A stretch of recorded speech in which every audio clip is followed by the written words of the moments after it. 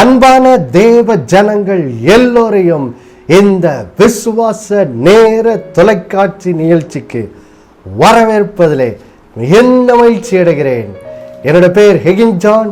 பிதாவாகிய தேவனாலும் கர்த்தராகிய இயேசு கிறிஸ்துவினாலும் உங்கள் எல்லோருடைய வாழ்விலும் கிருபையும் சமாதானமும் உண்டாவதாக என்று சொல்லி உங்களை வாழ்த்துவதிலே மிகுந்த மகிழ்ச்சி அடைகிறேன். தேவ பிள்ளைகளே, நாம் எபேசியர் 6ஆம் அதிகாரத்திலிருந்து பிசாசு நம்முடைய வாழ்விலே கொண்டு வருகிற ஆவிக்குரிய போராட்டங்களை ஜெயிப்பதற்கு தேவன் நமக்கு தந்திருக்கிற ஆவிக்குரிய போராயுதங்களை குறித்து நாம் ஒவ்வொன்றாக எபேசியர் 6லிருந்து தியானித்து வருகிறோம். தேவ பிள்ளைகளே, இப்பொழுது குறிப்பாக எபேசியர் 6ஆம் அதிகாரம் 16வது வசனத்திலிருந்து விசுவாசம் என்னும் கேடகத்தை குறித்து நாம் தியானித்து வருகிறோம். வாசிக்க கேட்கலாம். எபேசியர் 6:13வது வசனம் மற்றும் 16வது வசனம். ஆகையால் தீங்கு நாளிலே அவைகளை நீங்கள் எதிர்க்கவும் சகலத்தையும் செய்து முடித்தவர்களாய் நிற்கவும் திராணி உள்ளவர்கள் ஆகும்படிக்கு தேவனுடைய சர்வாயுத வர்க்கத்தையும் எடுத்துக்கொள்ளுங்கள். பொல்லாங்க நெய்யும் அக்னி அஸ்திரங்களை எல்லாம் அவிழ்த்து போடத்தக்கதாய் எல்லாவற்றிற்கும் மேலாக விசுவாசம் என்னும் கேடகத்தை பிடித்து கொண்டவர்களாயும் நில்லுங்கள். பாருங்கள் தேவ பிள்ளைகளே, இங்கே ஆண்டவர் நம்மோடு கூட ஒரு முக்கியமான ஒரு சத்தியத்தை பாருங்க இங்கே ஆவியானவர் பவுல் மூலமாக எழுதி வைத்திருக்கிறார். பாருங்கள் தேவ பிள்ளைகளே, நான் கடந்த வாரமே சொன்னதை திரும்ப சொல்லுகிறேன்னு பாருங்க. இன்றைக்கு அநேகர் ஆண்டவராகிய இயேசுவை அறிந்து கொள்கிறார்கள், அறிந்து அவர் ஏற்றுக்கொண்டு அவர் பின்பற்றி நடக்கிறார்கள்.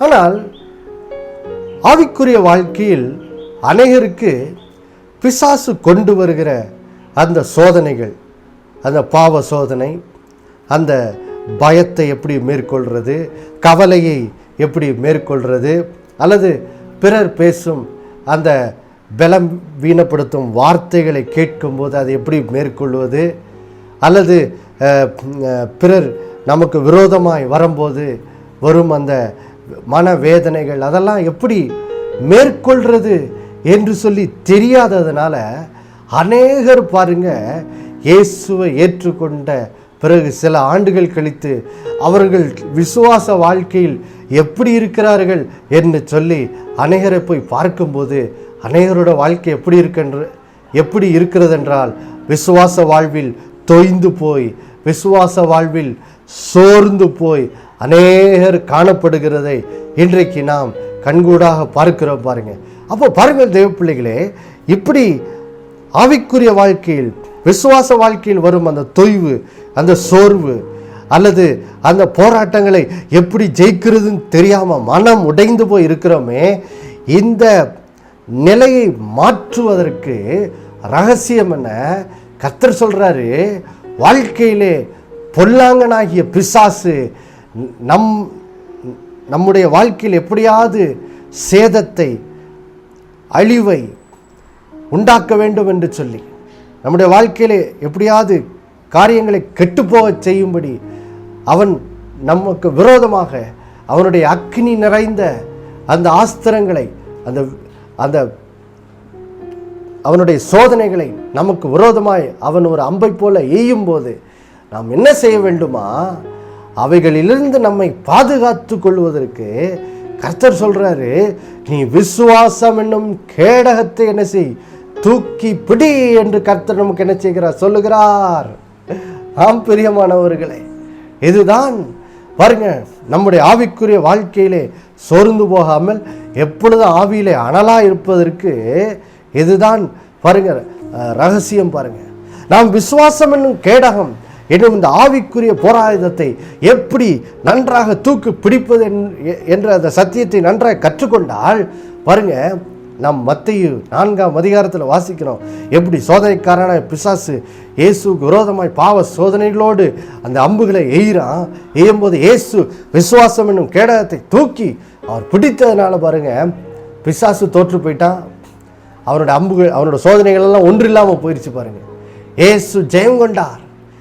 ஜெயம் கொண்டு மிகுந்த வல்லமையோடு அவருடைய அவர் பாருங்கள் அந்த 40 நாட்கள் பாருங்கள் அந்த அவருடைய அந்த உபவாசத்தை முடித்துவிட்டு சோதனைக்காரனாகிய பிசாசு கொண்டு அந்த சோதனைகளெல்லாம் ஜெயித்து விட்டு அவர் திரும்ப பாருங்கள் ஊழியத்துக்கு அவர் இஸ்ரேல் தேசத்துக்கு திரும்பி போகும்போது பாருங்கள் வனாந்தரத்திலும் திரும்பி போகும்போது வேதம் சொல்லுகிறது அவர் வல்லமையோடு திரும்ப சென்றார் என்று சொல்லி பாருங்கள். அதுதான் பாருங்கள், நீங்கள் விசுவாசம் என்னும் கேடகத்தை பிடிக்கும்போது பாருங்கள் உங்கள் வாழ்க்கையில் அப்படி தான் நடக்கும். நீங்கள் பாருங்கள் போராட்டங்கள் வரும்போது போராட்டங்கள் உங்களை பலவீனப்படுத்தாது.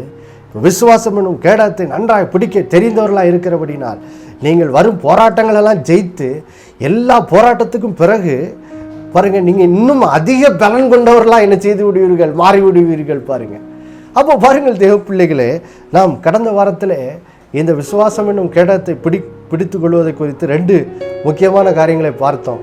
அது என்னது?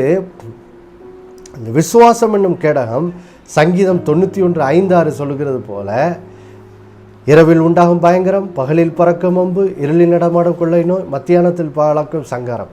அப்போது பிசாசு பாருங்கள் இரவு பகல் மதியம் என்று பாராமல் எல்லா வேளையிலும் நமக்கு விரோதமாய் பல்வேறு விதத்தில் என்ன செய்கிறான், நமக்கு விரோதமாக வருகிறான்.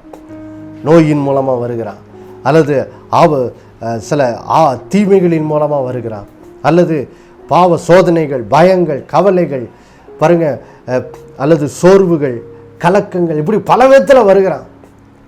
அவனுடைய அக்னியின் சோதனையோடு அம்புகளோடு நமக்கு விரோதமாக வருகிறான். ஆனால் பாருங்கள், இந்த விசுவாசம் என்னும் கேடகம் நம்மை பரிபூர்ணமாய் பாதுகாக்கிற ஒரு கேடகம் என்று சொல்லி அங்கே சங்கீதம் 91:5, 6, 4, 5, 6 வசனங்கள்லேருந்து கற்றுக்கொள்கிறோம். அது முதல் காரியம். 2வது காரியம் நம்ம தியானிக்க ஆரம்பித்தோம் கடந்த வாரம். அதை இந்த வாரம் தொடர்ந்து நாம் பார்ப்போம். பாருங்கள், இப்பொழுது ரோமர் 10ஆம் அதிகாரம் 10வது வசனத்தை நாம் வாசிக்க கேட்போம். ரோமர் 10:8 மற்றும் 10வது வசனம். இந்த வார்த்தை உனக்கு சமீபமாய் உன் வாயிலும் உன் இருதயத்திலும் இருக்கிறது என்றும் சொல்லுகிறது. இந்த வார்த்தை நாங்கள் பிரசங்கிக்கிற விசுவாசத்தின் வார்த்தையே. நீதி உண்டாக இருதயத்திலே விசுவாசிக்கப்படும், ரட்சிப்பு உண்டாக வாயினாலே அறிக்கை பண்ணப்படும். பாருங்கள் தேவ பிள்ளைகளே, இங்கே நாம் எப்படி விசுவாசம் என்னும் கேடகத்தை பிடிப்பது என்று சொல்லி பார்க்கிறோம். என்ன பார்க்கிறோம்? ஆண்டவர் சொல்கிறாரு பாருங்க, ரோமர் 10:17 வாசிக்கிறோம், தேவனோட வசனத்திலிருந்து தான் விசுவாசம் வருது என்று சொல்லி. அப்போது விசுவாசம் தேவனுடைய வசனத்திலிருந்து தான் வருகிறபடினால் ஆண்டவர் சொல்கிறாரு, என்னுடைய வார்த்தை என்ன செய்கிறது, உனக்கு ரொம்ப சமீபமாக தான் இருக்குது. எவ்வளோ சமீபமா? அது உன் வாயிலும் உன் இருதயத்திலும் தான் என்ன செய்து இருக்குது. வெகு தூரத்தில் என்னோட வசனம் இல்லை, என்னோட வசனம் உனக்கு ரொம்ப சமீபமாக என்ன செய்து இருக்குது. அதனால் இந்த ரோமர் 10:10 ஆண்டவர் சொல்கிறாரு, நீ என்ன பண்ணு, என்னுடைய வசனத்தை உன் இருதயத்தில் விசுவாசித்து, அடுத்தது ரட்சிப்புண்டாகும்படி உன் வாயினாலே அதை என்ன செய்ய, அறிக்கை பண்ணு, பேசும்போது என்ன நடக்குது, நாம் விசுவாசம் என்னும் கேடகத்தை என்ன செய்கிறோம், தூக்கி பிடிக்கிறோம். இதை நாம் இயேசுவினுடைய அந்த அவர் சோதனைகளை ஜெயித்த விதத்திலிருந்து நாம் தெளிவாக என்ன செய்கிறோம், பார்க்கிறோம். வசனத்தை பேசும்போது என்ன ஆகிறது, பிசாசின் சோதனைகளை என்ன செய்கிறோம், மேற்கொள்ளுகிறோம். அதற்கு எடுத்துக்காட்டு மறுபடியும் அந்த இயேசு சோதனைகளை ஜெயித்த அந்த காரியத்துக்கு போகும் பாருங்க. மத்தேயு 4ஆம் அதிகாரம் பாருங்க, மத்தேயு 4ஆம் அதிகாரத்தில் இப்போ பாருங்க 8, 9, 10 வசனங்களை வாசிக்கலாம். மத்தேயு 4, 8, 9, 10. மறுபடியும் பிசாசு அவரை மிகவும் உயர்ந்த மலையின் மேல் கொண்டு போய் உலகத்தின் சகல ராஜ்யங்களையும் அவைகளின் மகிமையும் அவருக்கு காண்பித்து, நீர் சாஷ்டாங்கமாய் விழுந்து என்னை பணிந்து கொண்டால் இவைகளை எல்லாம் உமக்கு தருவேன் என்று சொன்னான். அப்பொழுது இயேசு, அப்பாலே போ சாத்தானே, உன் தேவனாகிய கர்த்தரை பணிந்து கொண்டு அவர் ஒருவருக்கே ஆராதனை செய்வாயாக என்று எழுதியிருக்கிறதே என்றார். பாருங்கள் தேவ பிள்ளைகளே, இங்கே பிசாசு பாருங்க இயேசுவை எப்படி சோதிக்கிறான். உலகத்தில் உள்ள சகல ராஜ்யங்கள் அதனுடைய மகிமையெல்லாம் என்ன செய்கிறான், காண்பிக்கிறான். பாருங்கள், இது ஒரு உண்மையான சோதனை தான் பாருங்கள் இயேசுக்கு. ஏன்னா இயேசு எதற்காக இந்த பூமிக்கு வந்திருக்கிறாரு, பிசாசு மனுஷனை பாவத்தில் விழ வச்சு இந்த பூமியை அதனோட மகிமையெல்லாம் மனுஷன்ட்டு என்ன செய்யிட்டான்? திருடிட்டான். பிசாசு திருடி வச்சிருக்கான். அப்போது பிசாசு திருடின அந்த காரியத்தெல்லாம் திரும்ப பெற்று திரும்ப அவன்கிட்டருந்து பிடுங்கி எடுக்கும்படி தான் இயேசு என்ன செய்திருக்கிறாரு? பரலோகத்திலேருந்து வந்திருக்கிறாரு. அப்போது தேவனுடைய திட்டம் என்ன? இயேசு சிலுவைக்கு போய் இந்த பிசாசு மனிதனிடத்துலேருந்து இந்த பூமியெல்லாம் திருடுவதற்கு காரணம் என்ன? மனுஷனோட பாவம் தான். அப்போது மனுஷனோட பாவத்துக்கான அந்த பாவ நிவர்த்தியெல்லாம் சிலுவையில் செய்து ரத்தம் சிந்தி மரித்து உயிர்த்தெழுதின் மூலம், அதன் மூலம் மனுஷனோட பாவங்களுக்கான பாவ நிவர்த்தி செய்வதன் மூலம் திரும்ப பிசாசு திருடின அந்த பூமியை அவன் கையிலிருந்து திரும்ப எடுத்துக்கொள்ளும்படி சகல அதிகாரத்தையும் வல்லமையும் அவன்கிட்ட பிடுங்கி பாருங்கள், இப்படியாக பிசாசை ஒன்றில்லாமல் ஆக்குவது தான் தேவனுடைய என்னது திட்டம். அப்போது ஆனால் அது பிசாசிடத்திலிருந்து அவ்வளோத்தையும் திரும்ப எடுப்பதற்கு தேவனோட வழி என்னது? சிலுவை. ஆனால் பிசாசுங்க என்ன செய்கிறான்? இயேசுவுக்கு ஒரு குறுக்கு வழியை காட்டுறான். என்ன சொல்கிறான்? இயேசுவை நீர் சிலுவைக்கெல்லாம் போய் கஷ்டப்பட வேண்டிய அவசியம் இல்லை. இந்த பூமி அதனோட மகிமை எல்லாம் நான் உனக்கு என்ன செய்கிறேன்? நீர் ஒன்றுமே செய்யாமலேயே திரும்ப உனக்கு இலவசமாக கொடுத்துட்றேன். நீ என்ன பண்ணும்? ஒன்று மட்டும் பண்ணும், சாஷ்டாங்கம் விழுந்து என்னை மட்டும் என்ன செய்யும்? பணிந்து கொள்ள முடியுங்கிறான். பாருங்கள், அப்போது இது ஒரு பயங்கரமான ஒரு பாவ சோதனை பாருங்கள். ஏனென்றால் தேவனை மறுதலித்து விட்டு பாருங்கள், பிசாசை தொழுது கொள்ளும்படி பாருங்கள், இயேசுவையே பிசாசை என்ன செய்கிறான்? இங்கே சோதிக்கிறான் பாருங்கள். ஏன்னா பிசாசனுடைய ஆசையை ஆதி முதற்கொண்டு என்னது? இவன் எப்படியாவது கடவுளை தள்ளிட்டு இவன் கடவுள் ஆகணும்னு பார்க்கான். அதான் இவனுடைய பாவமே, பிசாசனோட பாவமே அதான் பாருங்கள். அப்போது அவனுடைய அந்த சுயநலமான அந்த ஆசையை இப்போ இயேசுவின் இடத்துல என்ன செய்கிறான்? முயற்சித்து பார்க்குறான். ஆனால் பாருங்கள், இயேசு என்ன செய்கிறார் பாருங்கள்? விசுவாசம் என்னும் கேடகத்தை தூக்கி பிடிக்கிறார். எப்படி பாருங்கள், உபாகமும் 6ஆம் அதிகாரத்திலே இந்த வசனம் சொல்லியிருக்கிறது பாருங்கள். என்ன சொல்லியிருக்கிறது? உன் தேவனாகிய கர்த்தரை பணிந்து கொண்டு அவர் ஒருவருக்கே ஆராதனை செய்வாயாக என்று சொல்லி நான் உபாகமம் 6ஆம் அதிகாரத்தில் இந்த வார்த்தை இருக்குது பாருங்கள். இயேசு என்ன பண்ணுறாரு? இந்த வேதத்தில் சொல்லப்பட்ட அந்த வார்த்தையின் மேல் தன்னோட விசுவாசத்தை வைத்து அதை வாயினாலே என்ன செய்கிறார்? பேசுகிறார். பேசின போது என்ன ஆகுது? விசுவாசம் என்னும் கேடகத்தை தூக்கி பிடிக்கிறாரு. பிடித்த போது என்ன ஆகுது? இப்போ பாருங்க, அங்கே பிசாசு என்ன செய்கிறான்? தோற்று போகிறான். அவனுடைய அக்னி ஆஸ்திரங்கள் அவைத்து போடப்படுகிறது. ஒன்றில்லாமல் அவனோட சோதனைகள் ஒன்றில்லாமல் என்ன செய்யப்படுகிறது? ஆக்கப்படுகிறது. அப்போது பாருங்கள் தேவ பிள்ளைகளே, இன்றைக்கு நாமும் கூட அதை தான் செய்யணும் பாருங்கள். பிசாசு நமக்கு விரோதமாக எடுத்துக்காட்டு பாருங்கள். பிசாசு இன்றைக்கி தேவனுடைய பிள்ளைகளை பலவீனப்படுத்துவதற்கு பயன்படுத்துகிற ஒரு பெரிய ஆயுதம் என்னென்னா பயம். எப்பொழுதும் பயத்தை இருதயத்தில் கொண்டு விதைப்பான் பாருங்கள். பல விதமான பயங்கள். அப்போ பயம் வரும்போதெல்லாம் என்ன செய்யணும்? உடனே என்ன செய்யணும்? வாயை திறந்து என்ன செய்யணும்? பேசணும் பாருங்கள். பயத்தை மேற்கொள்வதற்கு வேதத்தில் தேவன் நமக்கு கொடுத்திருக்கிற ஒரு அருமையான விசுவாசம் என்னும் கேடகம் என்னவென்றால் ஏசாயா 41:10 பாருங்கள். நாம் எல்லாரும் அந்த வசனத்தை வாசிக்க கேட்கலாமா? ஏசாயா 41ஆம் அதிகாரம் 10வது வசனம். நீ பயப்படாதே, நான் உன்னுடனே இருக்கிறேன். திகையாதே, நான் உன் தேவன். நான் உன்னை பலப்படுத்தி உனக்கு சகாயம் பண்ணுவேன். என் நீதியின் வலக்கரத்தினால் உன்னை தாங்குவேன்.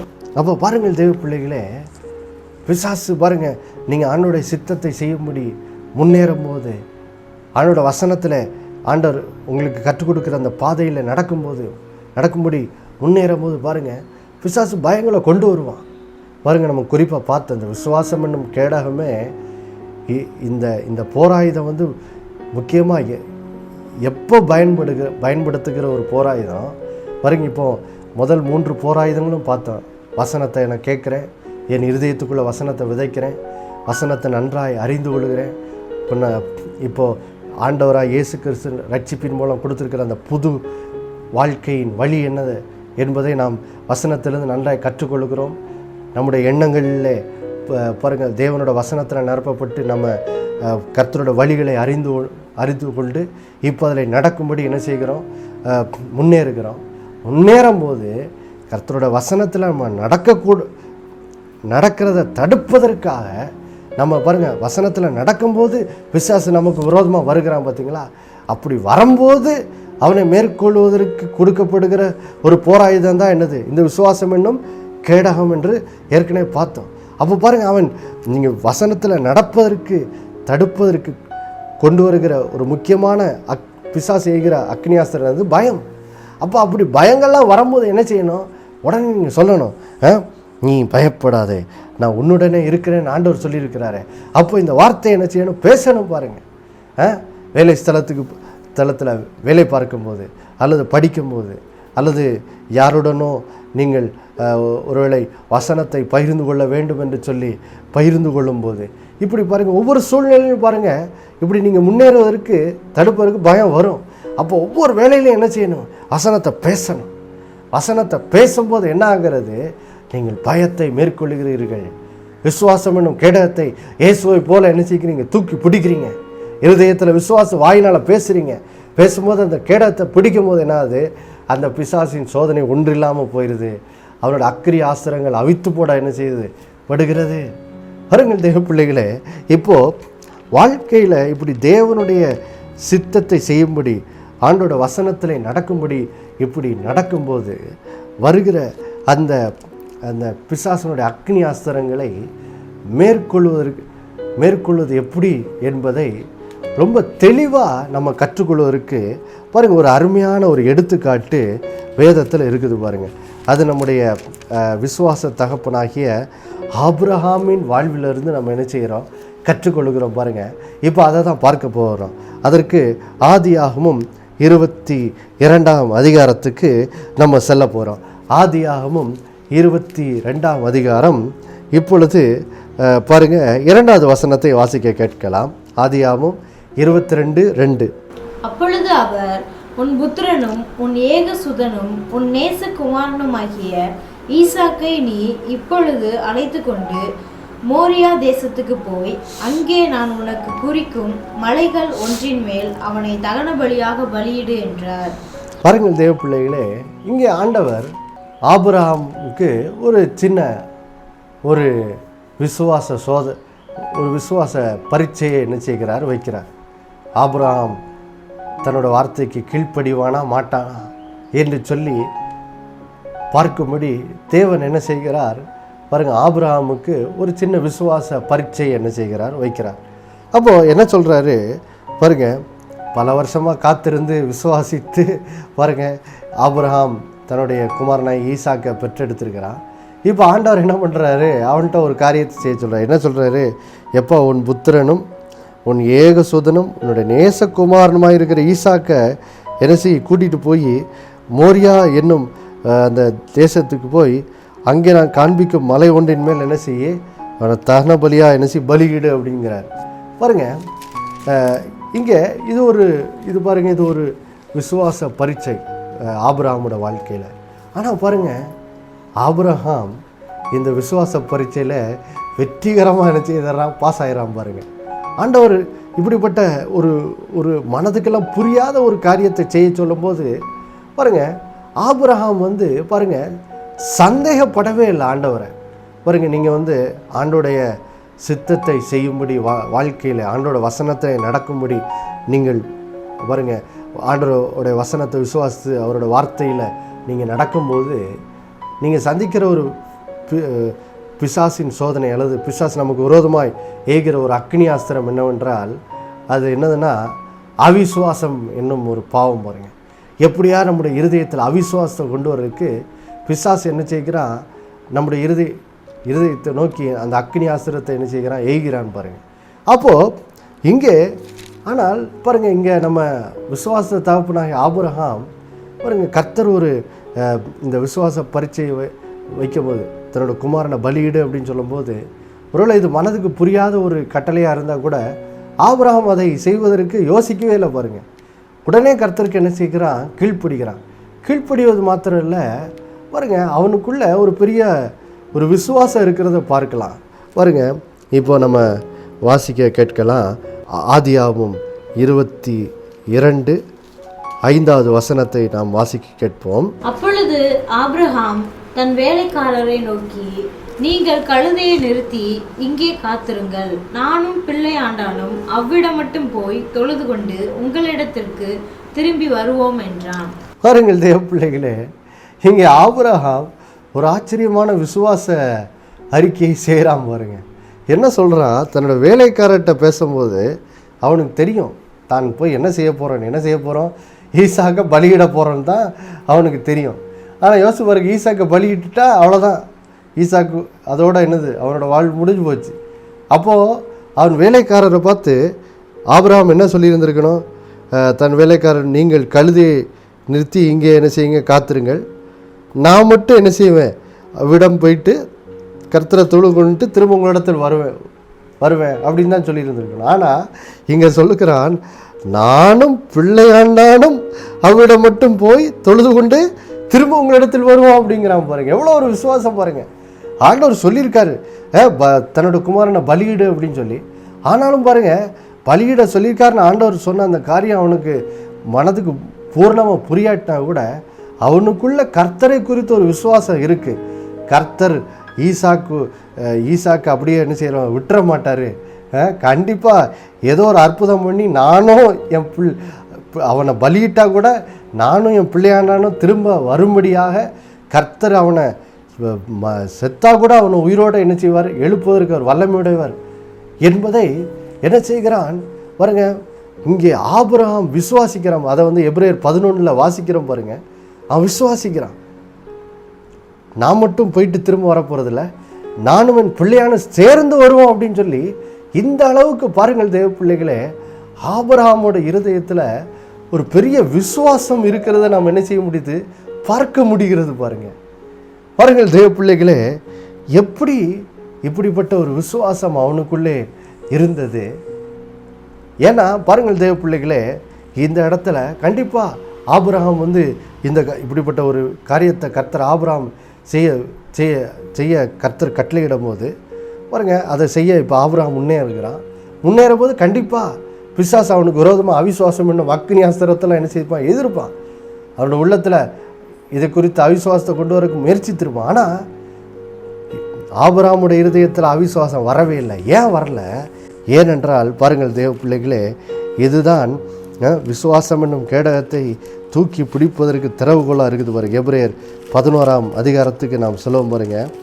எபிரேயர் 11, இப்பொழுது எபிரேயர் 11 பாருங்கள் தேவ பிள்ளைகளே, 17-19 வாசிக்க கேட்போம். எபிரேயர் 11:17-19 வரைக்கும் வாசிக்க கேட்போம்.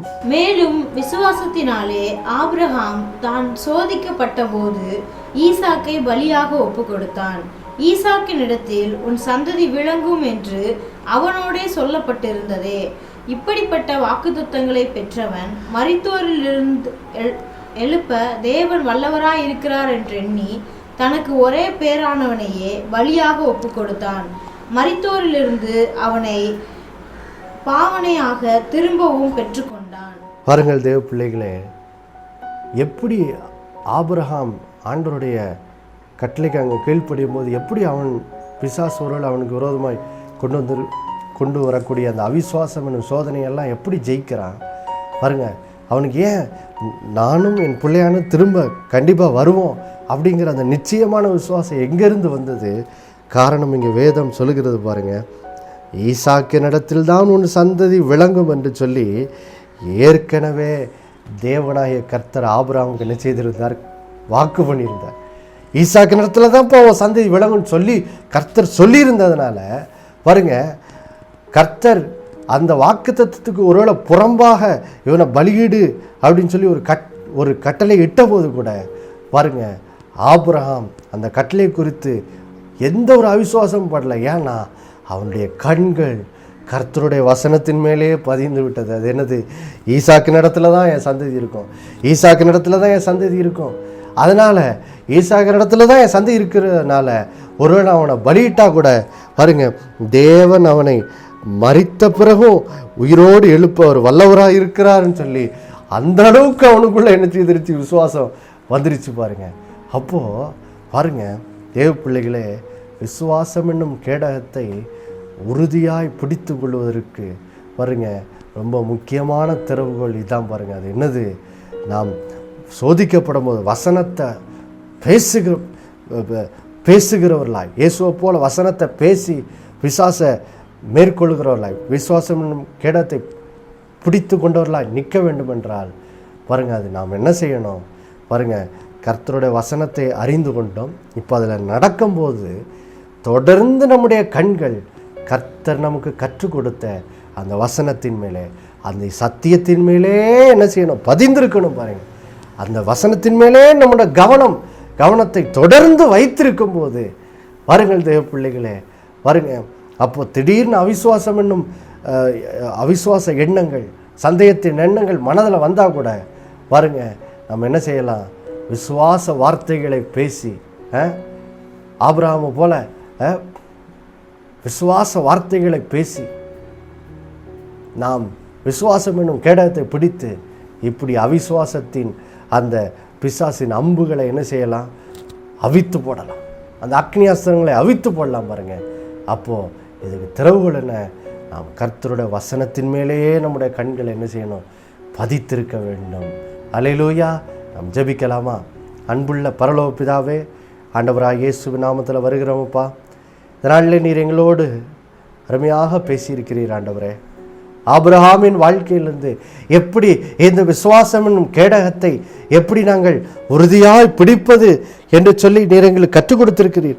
எப்படி இயேசுவை போல வசனத்தை பேசி விசுவாச கேடத்தை பிடிக்கணும்னா அதற்கு நாம் என்ன செய்ய வேண்டும் என்று சொல்லி எங்களுக்கு கற்றுக் கொடுத்திருக்கிறார் ஆண்டவரே. ஆபிரகாம் ஆண்டவரே விசுவாச பரீட்சை வைக்கப்பட்ட போது நீர் அவனிடத்தில் பேசின அந்த வார்த்தையின் மேலேயே, வாக்கு தத்தத்தின் மேலே அவனுடைய கண்கள் பதிந்திருந்தபடினால் ஆண்டவரே ஆபிரகாமுடைய இருதயத்தில் கொஞ்சம் கூட அவிசுவாசம் வரல, சந்தேகம் வரவில்லை. அவனுக்குள்ளே ஒரு பெரிய விசுவாசம் பொங்கி எழுந்தது என்று சொல்லி நாங்கள் பார்க்கிறோம். அதை போல இந்த நாட்களிலே ஆண்டவரே உம்முடைய பிள்ளைகள் கூட ஆண்டவரே நீர் அவர்களுக்கு கற்றுக் கொடுத்திருக்கிற அந்த பரிசுத்த பாதையில், ஆண்டவரே அந்த அன்பின் பாதையில், ஆண்டவரே அந்த ஜெயத்தின் பாதையில் உம்முடைய பிள்ளைகள் நடக்கும்போதும் கூட ஆண்டவரே ஸ்தோத்திரம், நீர் கற்றுக் கொடுத்த வசனத்தை எப்பொழுதும் மனதிலே தியானித்தவர்களாய், அதன் மேலே கண்களை பதித்தவர்களாய் அவர்கள் நடக்க உதவி செய்யுங்க. அதன் மூலம் ஒருவேளை பிசாசு அவிசுவாசம் என்னும் சோதனைகளை கொண்டு வரும்போது அந்த இருதயத்தில் விதைக்கப்பட்ட அந்த வசனத்தை, அந்த கண்களை பதித்திருக்கிற வசனத்தை வாயினால் பேசி விசுவாசம் என்னும் கேடகத்தை பிடித்து அந்த பிசாசின் அக்னி அஸ்திரங்களை அவித்து போடும்படி இந்த பிள்ளைகள் ஒவ்வொருத்தருக்கும் உதவி செய்யும்படி இந்த நாளில் ஜெபிக்கிறோம் அப்பா. இந்த நாளில் யாரெல்லாம் வேதனைகள் நடுவிலே கடந்து போய்கொண்டிருக்கிறார்களோ அவர்கள் இந்த நாளில் அப்பா உம்முடைய வார்த்தையை மேலே கண்களை பதிக்கட்டும். நீர் சொல்லியிருக்கிறேன், நீ பயப்படாத, உன்னுடனே இருக்கிறேன், நான் உன்னோடு இருந்து உன்னை தப்புவிப்பேன் என்று சொல்லியிருக்கிறீரே. உம்முடைய பிள்ளைகள் இந்த வசனங்கள் மேல் கண்களை பதித்து இந்த வார்த்தைகளை ஆண்டவர் பேசி விசுவாசம் என்னும் கேடகத்தை பிடிக்கவும், சோதனைகளின் நடுவிலே விசுவாச உறுதியாக நிற்கவும் உடைய பிள்ளைகளுக்கு உதவி செய்து உடைய பிள்ளைகள் எல்லா போராட்டங்களையும் ஜெயம் கொள்ள நல்ல பிள்ளைகளுக்கு உதவி செய்ய முடியாது ஜெபிக்கிறோம். உடைய பிள்ளைகளுக்கு விடுதலை உண்டாக இயேசுவின் நாமத்தில் ஜெபிக்கிறோம் அப்பா. இயேசுவின் நாமத்தில் பிதாவே, ஆமேன் ஆமேன். கர்த்தர் தாமே உங்களை ஆசீர்வதிப்பாராக. ஆமேன்.